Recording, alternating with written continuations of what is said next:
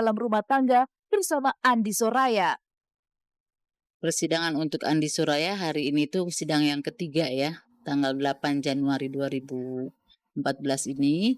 Dan alhamdulillah tadi dihadiri oleh kuasa hukum masing-masing dan ternyata mereka sudah bisa rukun kembali sehingga kuasa hukum dari pihak Parudi sebagai pemohon telah mencabut permohonan cerai talaknya.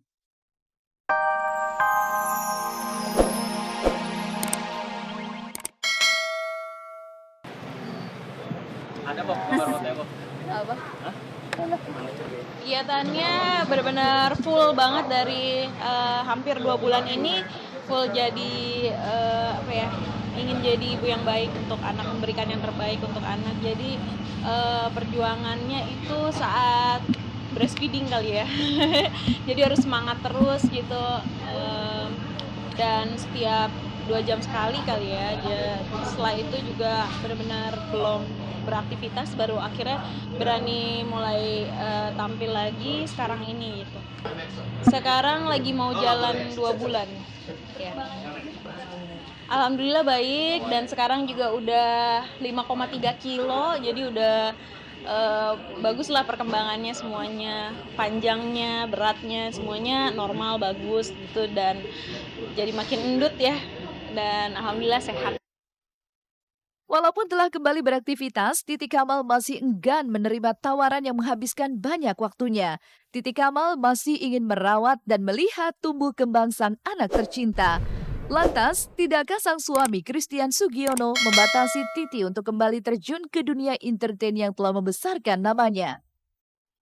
Oh iya, jadi emang yang penting aku bisa membagi waktu dengan baik, dan anak mendapatkan nutrisi yang terbaik juga, ya nggak masalah sih buat Ian gitu untuk aku terima-terima acara kayak gini, kan paling cuma sejam 2 jam live juga, jadi ya nggak masalah. Jadi aku paling nerima pekerjaan juga yang singkat-singkat aja, terus udah gitu juga kalau untuk yang panjang-panjang masa syutingnya mungkin kayak sinetron atau apa masih beberapa bulan lagi lah gitu.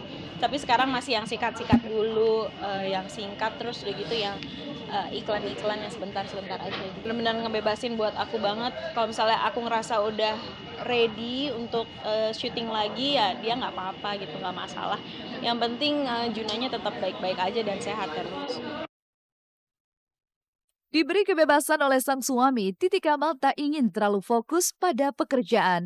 Baginya, tugas dan tanggung jawab sebagai ibu sekaligus istri adalah hal yang paling utama. Apalagi ketika suaminya saja rela turun tangan sendiri membantu tugas Titi seperti mengganti popok sang buah hati. Seneng banget dia, ya aku juga surprise ya, maksudnya dia mau gantiin popok juga gitu, terus ngebantu lah, banyak bantu juga, misalnya aku capek bisa bantu gendongin juga apa segala macam gitu. Jadi emang bener-bener ayah yang sangat mensupport banget gitu. Kurang tidur, seru, badan jadi berotot dikit soalnya gendong-gendong, dan selebihnya sih ya gitu-gitu aja. Dong pasti, terusin popok dan segala macam. Tinggi ya. Bukan sekedar berbahagia, Titi Kamal juga harus menjaga anugerah yang telah dititipkan Sang Maha Pencipta dan menjaga pola makan serta tak terlalu memusingkan urusan berat badan adalah salah satu langkah yang diambil Titi agar ASI yang ia beri dapat memberi cukup nutrisi bagi si buah hati.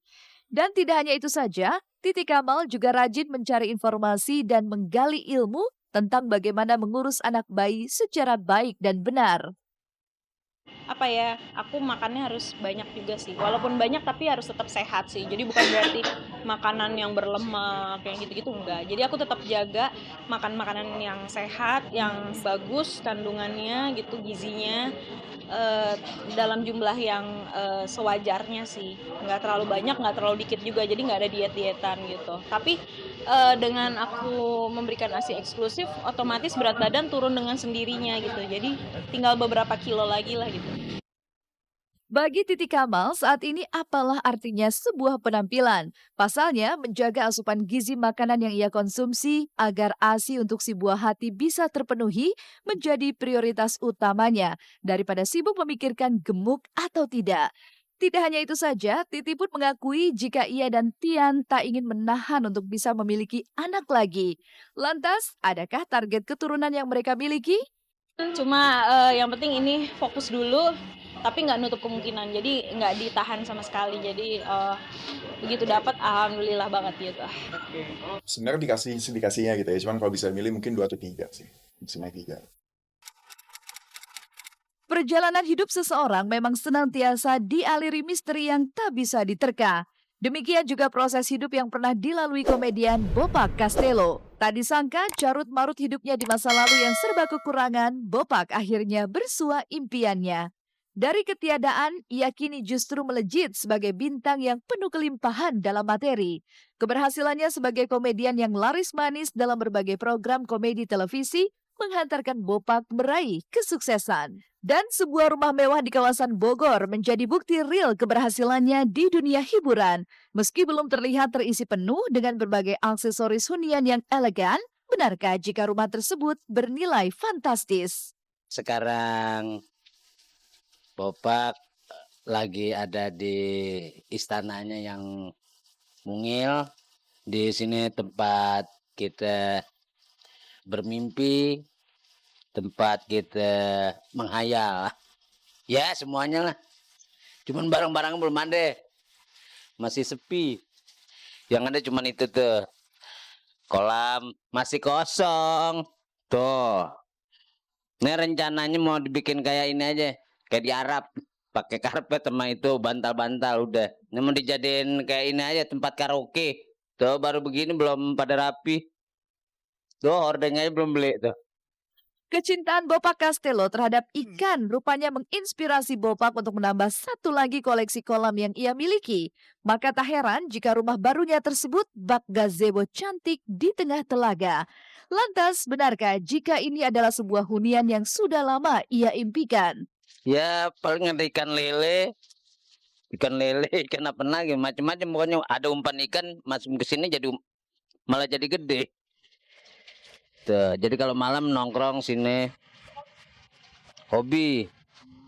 Nah ini kandang burung nih, ntar burung nggak ada. Cuman kalau dibilangin ntar uber-uber. Nih kamar pribadi masih berantakan, dikunci ya. Tuh bantalnya masih, ya ada pemutih, lihat bayangin. Kacau. Tuh. Udah ngumpulin ini receh-recehan kan nggak sengaja banyak. Tuh. Nah ini keris-kerisan tuh. Tuh. Koleksi juga, Mas. Iya tuh. Demen aja. Maaf sih gue maafin gitu. Tapi kalau untuk balik itu udah duri ya. Udah duri buat gue gitu loh. Karena enggak lah gitu loh. Enggak lah. Udah terlalu duri buat gue. Jadi udah apa ya. Gue buang waktu aja. Kalau gue tadinya kan gue nggak pernah berpikir untuk bercerai. Gue pikir ayah ini bini gue yang terakhir. Gue akan bawa baik. Dia pun akan bawa gue baik. Ya tengah jalan kayak begini mau ngomong apa?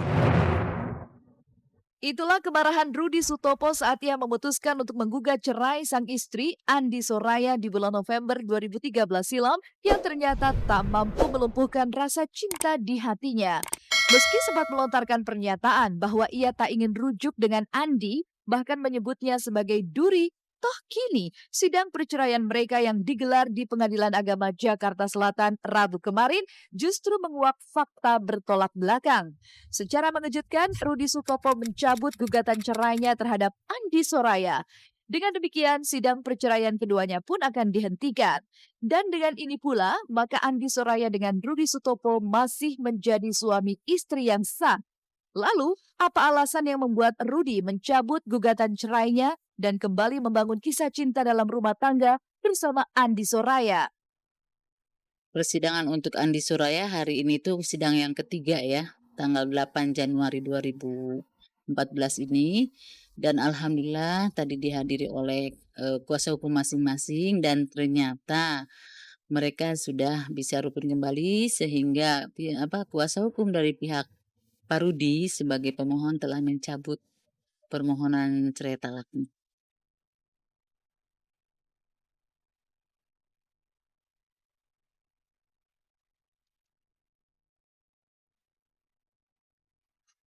Pemirsa, penyatuan dua cinta juga singgah dalam perjalanan asmara Bam Samson dan kekasihnya Mika Vita Wijaya.